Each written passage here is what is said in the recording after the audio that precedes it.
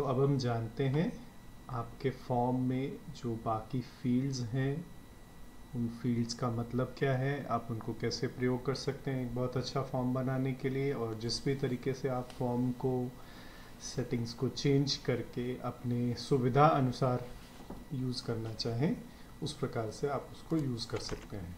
तो वो हम अभी जानते हैं।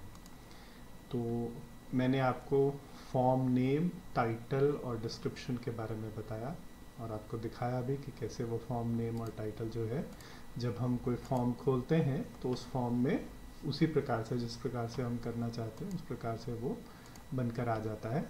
तो अभी हम मान लीजिए आपने एक फॉर्म ऑलरेडी बना दिया है, अब आप उसके अंदर एडिट करके कुछ चेंजेस करना चाहते हैं।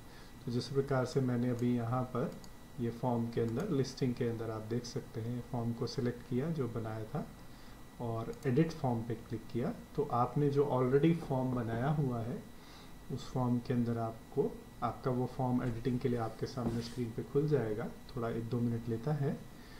और ये जो बाकी फील्ड्स हैं उसके बारे में हम चर्चा करते हैं। तो स्टार्ट डेट और एंड डेट के बारे में मैंने आपको बताया कि अगर आप अपने फॉर्म को एक पर्टिकुलर अवधि के बीच में ही अवेलेबल रखना चाहते हैं तो वो अवधि आप यहाँ पर सिलेक्ट कर सकते हैं और उस पीरियड के बीच में ही वो फॉर्म यूज़र्स को अवेलेबल रहेगा। अगर आप यहाँ पर एंड डेट मेंशन करते हैं, मान लीजिए 31 जुलाई 2023, तो ऐसा करते ही आपके सामने ये एक फील्ड अनेबल होता है। ये फील्ड ये पूछ रहा है आपसे कि 31 जुलाई के बाद यूज़र्स को क्या इंफॉर्मेशन फॉर्म खुलने पर दिखाई देनी चाहिए। तो आप यहाँ लिखते हैं, मान लीजिए sorry, the form registration period is over, registration is not allowed now।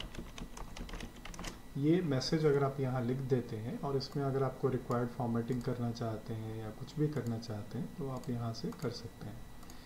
तो ये मैसेज जो है आपका वहाँ पे स्क्रीन पे जब यूज़र 31 जुलाई के बाद फॉर्म भरेगा तो उस समय आपको वहाँ पे स्क्रीन पे ये मैसेज दिखाई दे देगा। अगर आपको ऐसा नहीं करना है तो आप इसको निकाल लेंगे, निकालते ही देखिए वो ऑप्शन आपका वहाँ से हट गया। अगर आप कुछ डेट स्पेसिफिक रिस्ट्रिक्शन नहीं रखना चाहते हैं और ये चाहते हैं कि आपका फॉर्म 1000 रजिस्ट्रेशंस के बाद अपने आप बंद हो जाए, तो आप यहाँ पे मैक्स एंट्रीज अलाउड में 1000 मेंशन करेंगे। तो 1000 रजिस्ट्रेशंस कंप्लीट होते ही आपका फॉर्म जो है वो रुक जाएगा और यूज़र को मैसेज दिखने लग जाएगा कि maximum registration has been completed. उसके आगे यूज़र जो है वो फॉर्म नहीं भर पाएंगे। तो इस फील्ड का ये मतलब है। इसके बाद अगर आप कोई भी फॉर्म बनाते हैं तो फॉर्म बनाने से पहले आपको उसका एक इवेंट बनाना होगा, एक सर्विस इवेंट बनाना होगा जो आप रेगुलरली अपने वहाँ पर बनाते भी हैं। और उसका आपको वीडियो अगर आपको देखना हो उस फॉर्म को बनाने का वीडियो, तो आप वो वीडियो बड़े ही आसानी से अपने कंप्यूटर पे एक अलग हमारा जो वीडियो है उसके अंदर आप एक लिंक खोल सकते हैं। वो लिंक है omshanti.in/learn service report। इस लिंक के अंदर बहुत डिटेल बताया गया है कि कैसे आप एक सर्विस इवेंट होने से पहले भी और सर्विस इवेंट होने के बाद भी आप वो बना सकते हैं। तो आपको मैंडेटरी पहले एक सर्विस इवेंट बनाना है अगर आप किसी इवेंट का रजिस्ट्रेशंस करवा रहे हैं। अगर आप एक जर्नल फॉर्म बना रहे हैं जिसके अंदर आपको कुछ इन्फॉर्मेशन लेना है तो उसकी ज़रूरत नहीं है। बट अगर आप किसी इवेंट का रजिस्ट्रेशन फॉर्म बना रहे हैं तो आपको वो इवेंट बनाना है और वो इवेंट फिर आपके यहाँ पर ड्रॉप डाउन में आपको दिखाई देने लगेगा, जैसे कि आपको यहाँ दिखाई दे रहा है। तो मान लीजिए अवेकन योरसेल्फ या how to train the mind करके एक हमने इवेंट चूज़ किया और हम चाहते हैं ये इवेंट के लिए हम एक रजिस्ट्रेशन फॉर्म बनाएं। ऐसा करने से क्या होगा, तो ब्रह्मा कुमारीज की ऑफिशियल वेबसाइट पे, सर्विसेज की वेबसाइट पे, आपके गूगल मैप्स पे और अन्य जहाँ भी ये मीडियम पब्लिश होता है, बहुत सारे विंग्स की वेबसाइट्स पे पब्लिश होता है, बहुत सारे मीडिया के इवेंट्स में पब्लिश होता है, तो वहाँ पे आपका रजिस्ट्रेशन फॉर्म भी अपने आप उसके साथ में सर्कुलेट हो जाएगा और लोग वहाँ से भी आपके फॉर्म में जो है रजिस्ट्रेशन कर पाएंगे। तो इवेंट सिलेक्ट करने के बाद यहाँ पे पर्पस में आपको बहुत सारे ऑप्शंस दिखाई देंगे।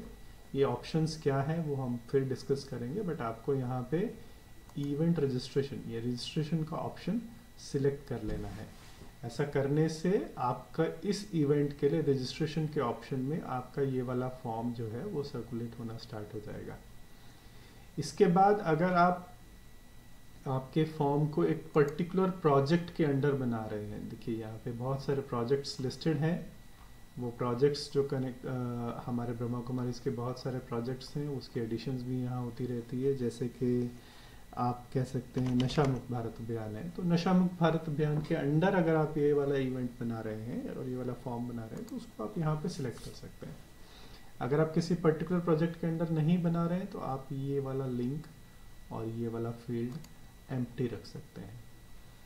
फिर अब एक इम्पॉर्टेंट इंफॉर्मेशन ये है कि कई बार हम ये चाहते हैं कि हमारे पास यूजर्स की एकदम वैलिड इंफॉर्मेशन आनी चाहिए, एटलीस्ट उनका मोबाइल नंबर या ईमेल आईडी, जिससे हम उनको कांटेक्ट कर सकें और हम उनको जो भी इंफॉर्मेशन डिस्कस करना हो या जो भी इंफॉर्मेशन भेजना हो वो हम भेज सकें। तो उसमें हमारे पास यहाँ ऑप्शंस हैं 3।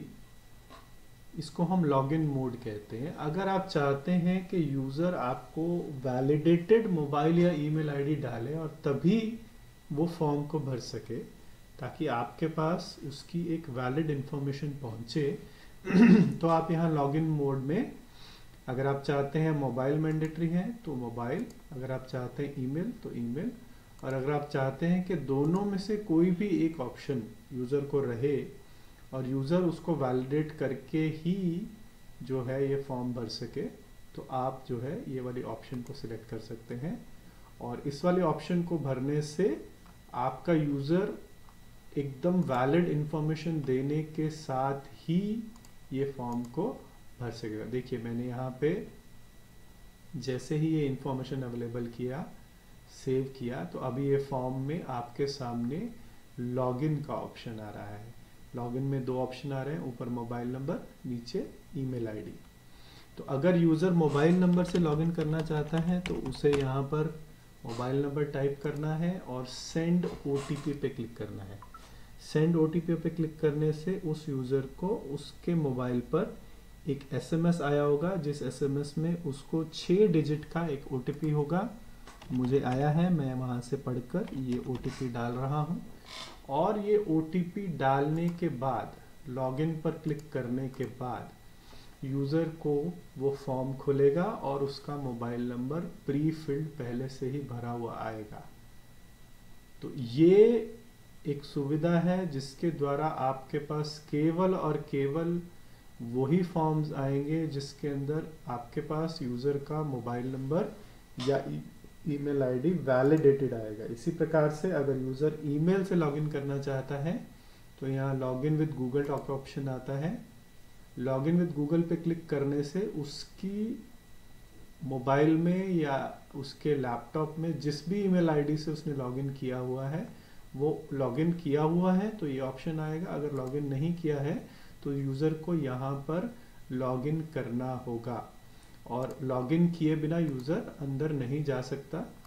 तो देखिए मैंने यहाँ पर मेरे एक ईमेल आईडी को सिलेक्ट किया और वो ईमेल आईडी को सिलेक्ट करने से अब मुझे ये यहाँ पर लॉगिन करने का अलाउ किया है। तो इस प्रकार से आप किसी भी एक फॉर्म के अंदर अपना लॉगिन मोड, यानी कि आप किस विधि से चाहते हैं कि यूज़र वैलिडेट होके वो फॉर्म भरे, और अगर आप चाहते हैं कि नहीं आपको वैलिडेशन नहीं करना है, सहज रीति से यूज़र जो डालता है वो डाल सके, तो आपको यहाँ पे नन का ऑप्शन सिलेक्ट कर लेना है। और नन का ऑप्शन सिलेक्ट करने से बिना किसी वैलिडेशन के, जैसे कि पहले भी आपको दिखाया था, बिना किसी वैलिडेशन के यूज़र ये फॉर्म जो है आराम से भर सकता है।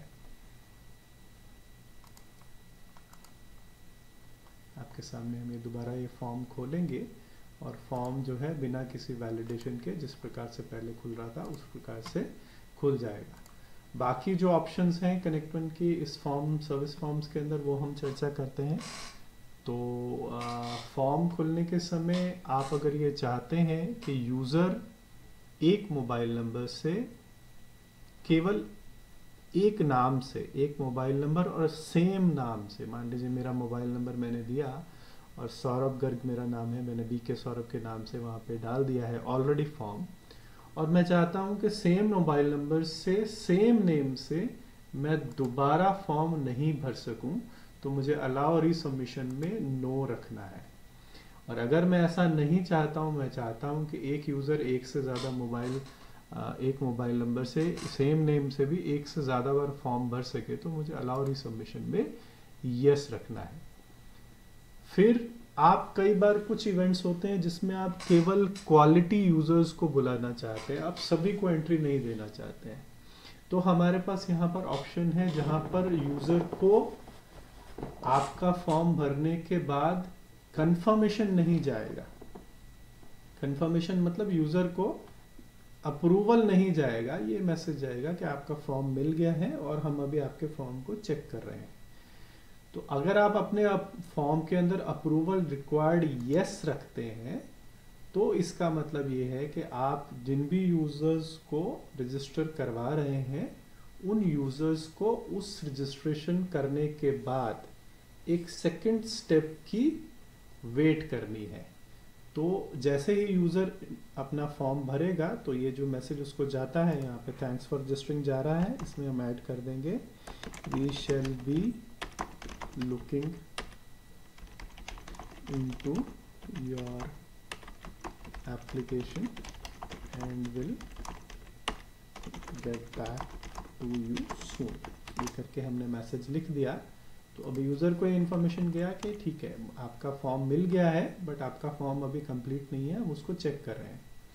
अभी अप्रूवल रिक्वायर्ड यस करने से आपके पास नीचे ये दो ऑप्शंस जनरेट हुए हैं, जिसमें आपको ये लिखना है कि जब आप किसी फॉर्म को अप्रूव करेंगे तो यूज़र को क्या मैसेज जाना चाहिए, और जब आप किसी फॉर्म को रिजेक्ट करेंगे तो यूज़र को क्या ऑप्शन जाना चाहिए। तो देखिए हमने लिखा thank you for registering for national youth conference, your application has been approved.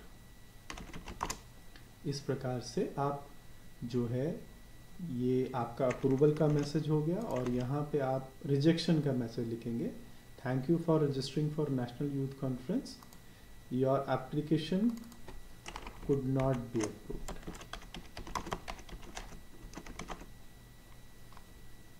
ये हम एक मैसेज यहाँ पर बनाकर डाल देते हैं।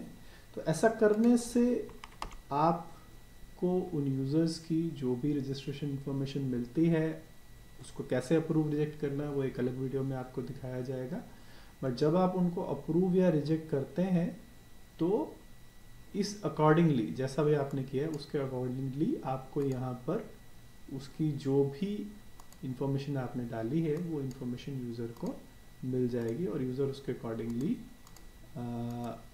समझ जाएंगे कि आपके फॉर्म का रिस्पांस क्या है। तो ये एक फील्ड्स, दो फील्ड्स हैं जो आपने यहाँ पे अप्रूवल रिक्वायर्ड के बेसिस पे आपने सेटअप किया। तो अगर आप आपके फॉर्म्स में अप्रूवल रिक्वायर्ड रखना चाहते हैं तो यस कीजिए, और अगर आप अप्रूवल रिक्वायर्ड नहीं रखना चाहते हैं तो नो कीजिए। दूसरा, अगर आप चाहते हैं कि आपके द्वारा जो भी बनाया गया है फॉर्म, उस फॉर्म में यूज़र को एक रजिस्ट्रेशन नंबर मिले और एक रजिस्ट्रेशन स्लिप मिले जिसको दिखाकर वो एंट्री ले सकें, ये रजिस्ट्रेशन नंबर और रजिस्ट्रेशन स्लिप यूज़र को मोबाइल, SMS, व्हाट्सएप और ईमेल, SMS और ईमेल हम नेचुरल रूप से ही करते हैं। अगर व्हाट्सएप चाहिए तो आप हमको इन्फॉर्म करके व्हाट्सएप पर भी ये सुविधा ले सकते हैं। तो अगर आप चाहते हैं कि आपके यूज़र्स को रजिस्ट्रेशन जो है, रजिस्ट्रेशन नंबर जनरेट हो और एक रजिस्ट्रेशन स्लिप मिले, तो आप यहाँ पर जनरेट रजिस्ट्रेशन नंबर में यस करेंगे। तो जनरेट रजिस्ट्रेशन नंबर में यस करने से क्या होगा कि जब भी आपका कोई यूज़र रजिस्टर करेगा यानी कि फॉर्म भरेगा, तो उसका एक रजिस्ट्रेशन नंबर जनरेट होगा, और वो रजिस्ट्रेशन नंबर उस यूज़र को उसके द्वारा मिली गई ईमेल या SMS में प्राप्त हो जाएगा।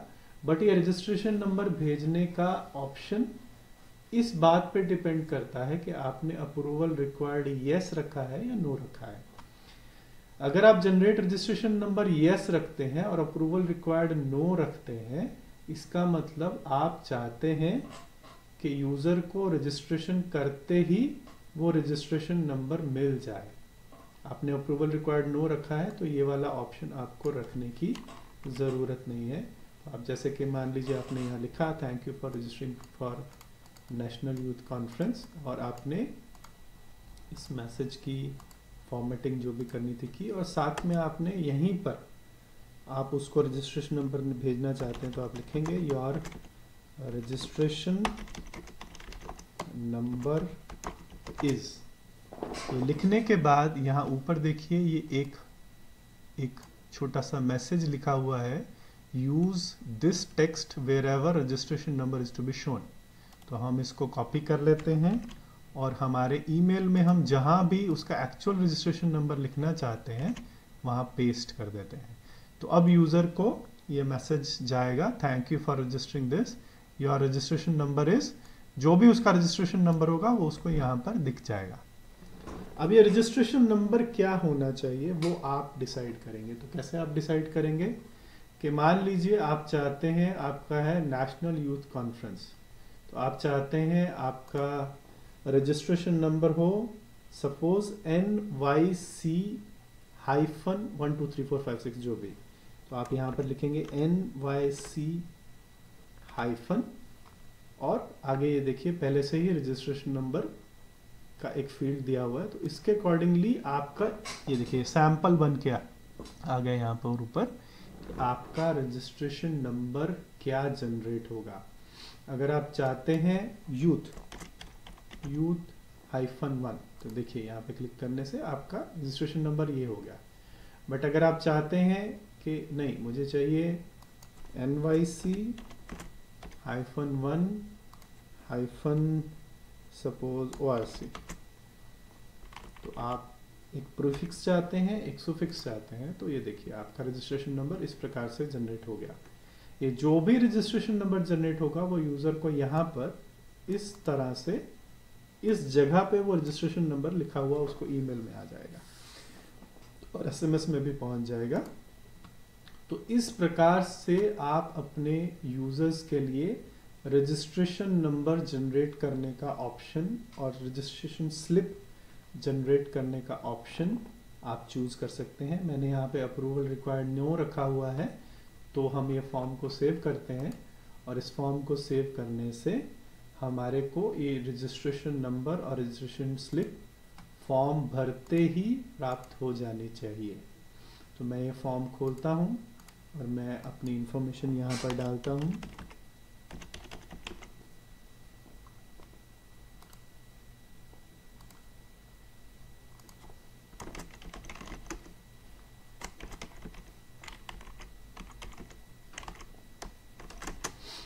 मैंने यहाँ पर अपना ईमेल आईडी भी डाल रहा हूँ।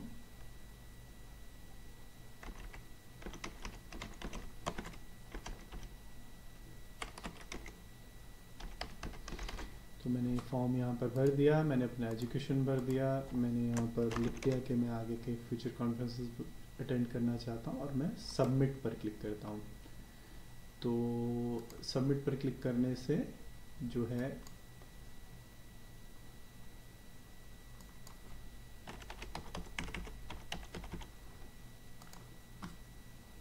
मेरा ये फॉर्म जो है आप देख सकते हैं ये सबमिट हो रहा है, इसमें 10-15 सेकंड लगते हैं। और देखिए जैसे आपने यहाँ पर भरा था आपका फॉर्म का रिस्पॉन्स और आपका रजिस्ट्रेशन नंबर, जो रजिस्ट्रेशन नंबर फॉर्मेट जो आपने बोला था उसी रजिस्ट्रेशन फॉर्मेट में आपका रजिस्ट्रेशन नंबर आ गया है और रजिस्ट्रेशन स्लिप को डाउनलोड करने का ऑप्शन भी आपके पास यहाँ पे प्रिंट और डाउनलोड दोनों करने का ऑप्शन आ रहा है। आप प्रिंट रजिस्ट्रेशन स्लिप पे क्लिक करेंगे तो आपके सामने यहाँ पर एक रजिस्ट्रेशन स्लिप बनकर आ गई है जिसके अंदर आपके इवेंट का नाम, आपके इवेंट का पीरियड जो भी आपने वहाँ पर डिफाइन किया है, ये इमेज इसलिए नहीं आ रही है क्योंकि हमने फॉर्म के अंदर इमेज नहीं दी है, वो आगे वीडियो में आपको दिखाएंगे कैसे करना है। विजिटर का नेम, विजिटर की details, email ID, mobile number, आपका इवेंट जहां हो रहा है वो आपने इवेंट में वेन्यू सिलेक्ट किया होगा, वो वेन्यू यहाँ पे आता है। हेल्पलाइन नंबर, आपने मोबाइल के अंदर आपके सेंटर के अंदर अगर कोई हेल्पलाइन नंबर डिफाइंड है तो वो हेल्पलाइन नंबर यहाँ पर फिल होकर आ जाएगी। इवेंट बनाते वक्त आप जो रिपोर्टर ईमेल आईडी देते, रिपोर्टर मोबाइल नंबर देते हैं वो भी यहाँ पर भर के आता है। और ऑर्गेनाइजर का नाम, आपके सेंटर का नाम यहाँ पर भरा हुआ आ जाएगा। तो इस प्रकार से यूजर ये वाला रजिस्ट्रेशन स्लिप अपने ईमेल्स में या फिर इसी का एक टेक्स्ट कॉपी उसके एसएमएस में भी जाता है। और अगर आप चाहें हमसे कांटेक्ट करके यही रजिस्ट्रेशन स्लिप उनके मोबाइल नंबर के व्हाट्सएप पर भी भिजवा सकते हैं। तो ये यूज़र जो है वो डाउनलोड कर सकता है, प्रिंट कर सकता है। तो इस प्रकार से ये आपका फॉर्म का, आपके रजिस्ट्रेशन इवेंट का एंट्री रजिस्ट्रेशन स्लिप का फॉर्मेट भी आप प्रोवाइड किया है आपने। तो इस प्रकार से ये कुछ फील्ड्स हैं और कुछ सुविधाएं हैं जो बहुत बेसिक हैं, जो जिससे आप अपने फॉर्म की वेरियस फंक्शनैलिटीज़ को कंट्रोल कर सकते हैं। इसके अलावा इस फॉर्म की फॉर्मेटिंग और इस फॉर्म के अंदर जो आप एडिशनल क्वेश्चंस डालते हैं उसकी जो सुविधाएं हैं उसके बारे में हम आगे सुनेंगे।